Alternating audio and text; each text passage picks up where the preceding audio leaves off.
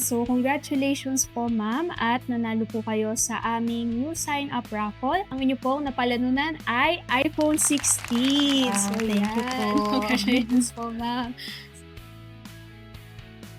Ano po nararamdaman nyo ngayon na nanalo kami sa aming new sign-up raffle? Ma'am, syempre masayang-masaya kasi hindi namin expected na mananalo kami ng iPhone. Nag-sign up lang po kami, nanalo po kami ng iPhone. Paano nyo po ba na-discover yung Handpass in the first place? Actually, nirecommend lang sa amin to ng friend ko. Nag-sign up kami, tinry namin. Maganda po siya, kaya mag-sign up na rin po kayo. Na-enjoy nyo naman po ba yung services namin yan sa pagpapadala? Ano po masasabi nyo? Yes, ma'am. Yung service po ng Handpass, napakaganda po kasi po napakabilis. Pagkapadala po, tanggap po kagad ng pamilya. Kaya subukan niyo rin po, ma'am. Aware po ba kayo na meron tayong pa-raffle talaga noon nung nag-sign up po kayo? Actually po, wala po talaga, ma'am. Kaya nabigla po kami nung may nag-message sa amin na sabi, nanalo kami ng iPhone. Kaya napakaswerte namin.